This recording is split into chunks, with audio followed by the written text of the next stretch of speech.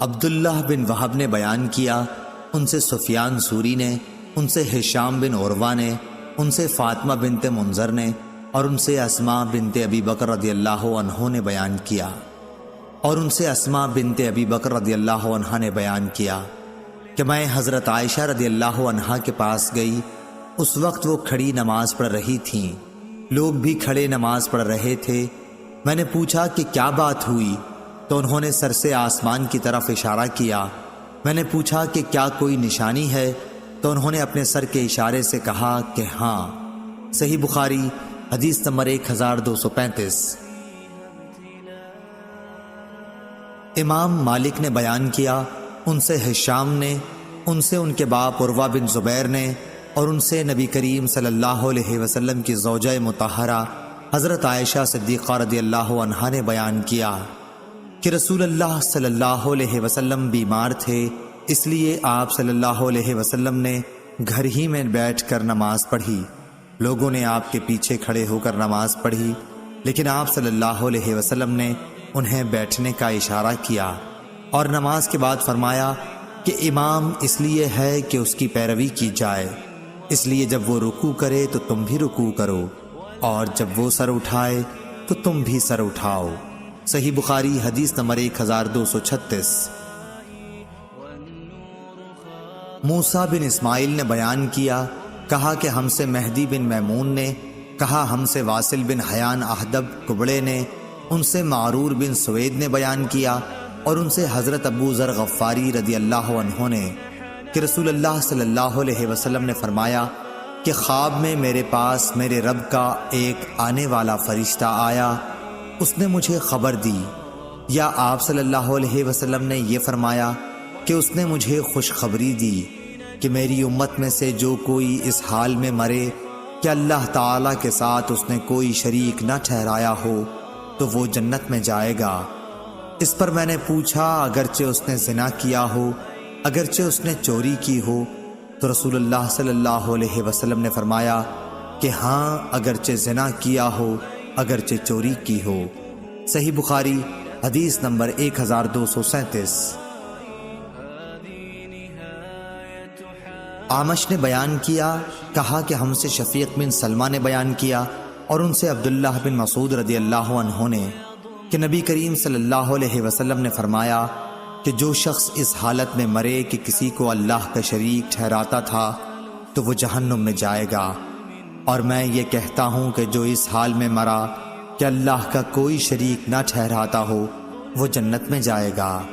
صحیح بخاری حدیث نمبر 1238۔ شعبہ نے بیان کیا، ان سے اشعث بن ابی شعشع نے، انہوں نے کہا کہ میں نے معاویہ بن سوید بن مقرن سے سنا، وہ برا بن عازب رضی اللہ عنہ سے نقل کرتے تھے کہ ہمیں نبی کریم صلی اللہ علیہ وسلم نے 7 کاموں کا حکم دیا اور 7 کاموں سے روکا۔ ہمیں آپ صلی اللہ علیہ وسلم نے حکم دیا تھا جنازے کے ساتھ چلنے، مریض کی مزاج پرسی، دعوت قبول کرنے، مظلوم کی مدد کرنے کا، قسم پوری کرنے، سلام کے جواب دینے، چھینک پر یرحمک اللہ کہنے کا، اور آپ صلی اللہ علیہ وسلم نے ہمیں منع کیا تھا چاندی کے برتن استعمال میں لانے سے، سونے کی انگوٹھی پہننے سے، ریشم اور دباج کے کپڑوں کے پہننے سے، قصی سے، استبرق سے۔ صحیح بخاری حدیث نمبر 1239۔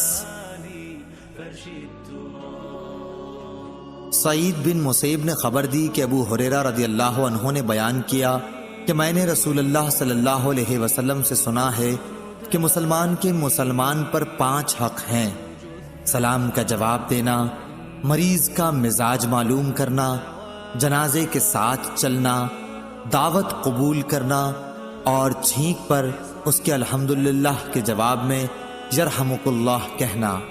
اس روایت کی مطابقت عبد الرزاق نے کی ہے، انہوں نے کہا کہ مجھے معمر نے خبر دی تھی، اور اس کی روایت سلامہ نے بھی عقیل سے کی ہے۔ صحیح بخاری حدیث نمبر 1240۔ معمر بن راشد اور یونس نے خبر دی، انہیں زہری نے کہا کہ مجھے ابو سلمہ نے خبر دی کہ نبی کریم صلی اللہ علیہ وسلم کی زوجہ مطہرہ حضرت عائشہ رضی اللہ عنہا نے انہیں خبر دی کہ جب حضرت صلی اللہ علیہ وسلم کی وفات ہو گئی، ابو بکر رضی اللہ عنہ اپنے گھر سے جو صح میں تھا اپنے گھوڑے پر سوار ہو کر آئے۔ اترتے ہی مسجد میں تشریف لے گئے، پھر آپ کسی سے گفتگو کیے بغیر عائشہ رضی اللہ عنہا کے حجرے میں آئے، جہاں نبی کریم صلی اللہ علیہ وسلم کی نعش مبارک رکھی ہوئی تھی، اور نبی کریم صلی اللہ علیہ وسلم کی طرف گئے۔ حضور اکرم صلی اللہ علیہ وسلم کو برد حبرہ یمن کی بنی ہوئی دھاری دار دیا گیا تھا۔ پھر آپ نے حضور صلی اللہ علیہ وسلم کا چہرہ مبارک کھولا اور جھک کر اس کا بوسہ لیا اور رونے لگے۔ آپ نے کہا، میرے ماں باپ آپ پر قربان ہوں، اے اللہ کے نبی، اللہ تعالیٰ 2 موتیں آپ پر کبھی جمع نہیں کرے گا سوائے ایک موت کے جو آپ کے مقدر میں تھی، سو آپ وفات پا چکے۔ صحیح بخاری حدیث نمبر 1241 1242۔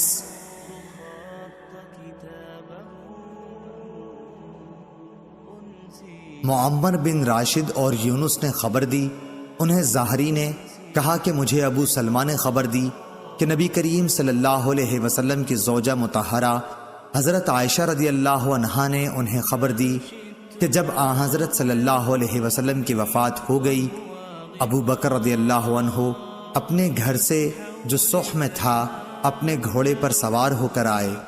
اترتے ہی مسجد میں تشریف لے گئے، پھر آپ کسی سے گفتگو کیے بغیر عائشہ رضی اللہ عنہا کے حجرے میں آئے، جہاں نبی کریم صلی اللہ علیہ وسلم کی نعش مبارک رکھی ہوئی تھی، اور نبی کریم صلی اللہ علیہ وسلم کی طرف گئے۔ حضور اکرم صلی اللہ علیہ وسلم کو برد حبرہ یمن کی بنی ہوئی دھاری دار چادر سے ڈھانک دیا گیا تھا۔ پھر آپ نے حضور صلی اللہ علیہ وسلم کا چہرہ مبارک کھولا اور جھک کر اس کا بوسہ لیا اور رونے لگے۔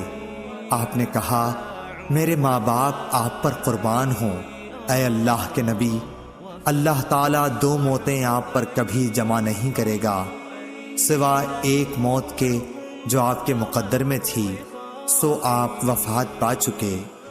صحیح بخاری حدیث نمبر 1241 1242۔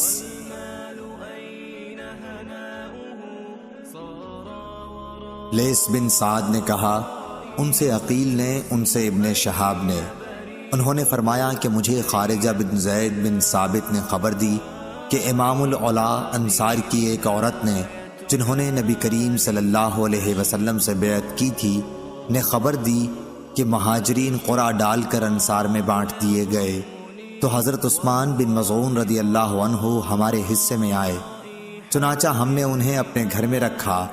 آخر وہ بیمار ہوئے اور اسی میں وفات پا گئے۔ وفات کے بعد غسل دیا گیا اور کفن میں لپیٹ دیا گیا تو رسول اللہ صلی اللہ علیہ وسلم تشریف لائے۔ میں نے کہا، ابو صاحب، آپ پر اللہ کی رحمتیں ہوں، میری آپ کے متعلق شہادت یہ ہے کہ اللہ تعالیٰ نے آپ کی عزت فرمائی ہے۔ اس پر نبی کریم صلی اللہ علیہ وسلم نے فرمایا، تمہیں کیسے معلوم ہوا کہ اللہ تعالیٰ نے ان کی عزت فرمائی ہے؟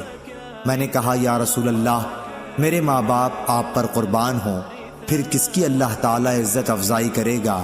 آپ نے فرمایا، اس میں شبہ نہیں کہ ان کی موت آ چکی، قسم اللہ کی میں بھی ان کے لیے خیر ہی کی امید رکھتا ہوں، لیکن واللہ مجھے خود اپنے متعلق بھی معلوم نہیں کہ میرے ساتھ کیا معاملہ ہوگا، حالانکہ میں اللہ کا رسول ہوں۔ ام العلا نے کہا کہ خدا کی قسم، اب میں کبھی کسی کے متعلق اس طرح کی گواہی نہیں دوں گی۔ صحیح بخاری حدیث نمبر 1243۔ شعبہ نے بیان کیا، انہوں نے کہا کہ میں نے محمد بن منقدر سے سنا، انہوں نے کہا کہ میں نے جابر بن عبداللہ رضی اللہ عنہ سے سنا، انہوں نے کہا کہ جب میرے والد شہید کر دیے گئے تو میں ان کے چہرے پر پڑا ہوا کپڑا کھولتا اور روتا تھا۔ دوسرے لوگ تو مجھے اس سے روکتے تھے، لیکن نبی کریم صلی اللہ علیہ وسلم کچھ نہیں کہہ رہے تھے۔ آخر میری چچی فاطمہ رضی اللہ عنہا بھی رونے لگی تو نبی کریم صلی اللہ علیہ وسلم نے فرمایا کہ کہ تم لوگ رو یا چپ رہو، جب تک تم لوگ میت کو اٹھاتے نہیں، ملائکہ تو برابر اس پر اپنے پروں کا سایہ کیے ہوئے ہیں۔ اس روایت کی مطابقت شعبہ کے ساتھ ابن جریج نے کی، انہیں ابن منقدر نے خبر دی اور انہوں نے جابر رضی اللہ عنہ سے سنا۔ صحیح بخاری حدیث نمبر 1244۔ مالک نے بیان کیا، ان سے ابن شہاب نے، ان سے سعید بن مسیب نے، ان سے ابو ہریرہ رضی اللہ عنہ نے کہ رسول اللہ صلی اللہ علیہ وسلم نے نجاشی کی وفات کی خبر اسی دن دی جس دن اس کی وفات ہوئی تھی۔ پھر آپ نماز پڑھنے کی جگہ گئے اور لوگوں کے ساتھ صف باندھ کر جنازے کی نماز میں 4 تکبیریں کہیں۔ صحیح بخاری حدیث نمبر 1245۔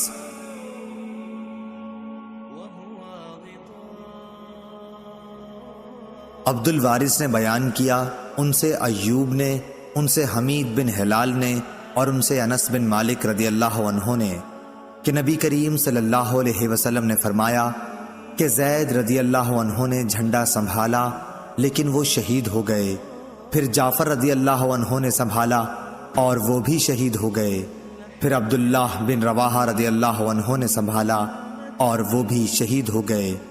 اس وقت رسول اللہ صلی اللہ علیہ وسلم کی آنکھوں میں آنسو بہہ رہے تھے۔ آپ نے فرمایا، اور پھر خالد بن ولید رضی اللہ عنہ نے خود اپنے طور پر جھنڈا اٹھا لیا اور ان کو فتح حاصل ہوئی۔ صحیح بخاری حدیث نمبر 1246۔ ابو معاویہ نے خبر دی، انہیں ابو اسحاق شیبانی نے، انہیں شعبی نے، ان سے ابن عباس رضی اللہ عنہ نے فرمایا کہ ایک شخص کی وفات ہو گئی، رسول اللہ صلی اللہ علیہ وسلم اس کی عیادت کو جایا کرتے تھے، کیونکہ ان کا انتقال رات میں ہوا تھا، اس لیے رات ہی میں لوگوں نے انہیں دفن کر دیا، اور جب صبح ہوئی تو حضور صلی اللہ علیہ وسلم کو خبر دی۔ آپ صلی اللہ علیہ وسلم نے فرمایا کہ جنازہ تیار ہوتے وقت مجھے بتانے میں کیا رکاوٹ تھی؟ لوگوں نے کہا کہ رات تھی اور اندھیرا بھی تھا، اس لیے ہم نے مناسب نہیں سمجھا کہ کہیں آپ کو تکلیف ہو۔ پھر حضور صلی اللہ علیہ وسلم اس کی قبر پر تشریف لائے اور نماز پڑھی۔ صحیح بخاری حدیث نمبر 1247۔ ابو معمر نے بیان کیا، کہا کہ ہم سے عبد الوارث نے، ان سے عبد العزیز نے اور ان سے انس رضی اللہ عنہ نے کہ نبی کریم صلی اللہ علیہ وسلم نے فرمایا کہ کسی مسلمان کے اگر 3 بچے مر جائیں جو بلوغت کو نہ پہنچے ہوں تو اللہ تعالیٰ اس رحمت کے نتیجے میں جو ان بچوں سے وہ رکھتا ہے، مسلمان بچے کے باپ اور ماں کو بھی جنت میں داخل کرے گا۔ صحیح بخاری حدیث نمبر 1248۔ مسلم بن ابراہیم نے بیان کیا، کہا کہ ہم سے شعبہ نے، ان سے عبد الرحمن بن عبداللہ سبحانی نے، ان سے ذکوان نے اور ان سے حضرت ابو سعید خدری رضی اللہ عنہ نے کہ عورتوں نے نبی کریم صلی اللہ علیہ وسلم سے درخواست کی کہ ہمیں بھی نصیحت کرنے کے لیے آپ صلی اللہ علیہ وسلم ایک دن خاص فرما دیجئے۔ حضور صلی اللہ علیہ وسلم نے ان کی درخواست منظور فرماتے ہوئے ایک خاص دن میں ان کو واعظ فرمایا اور بتلایا کہ جس عورت کے 3 بچے مر جائیں تو وہ اس کے لیے جہنم سے پناہ بن جاتے ہیں۔ اس پر ایک عورت نے پوچھا، حضور اگر کسی کے 2 ہی بچے مرے؟ آپ نے فرمایا کہ 2 بچوں پر بھی۔ صحیح بخاری حدیث نمبر 1249۔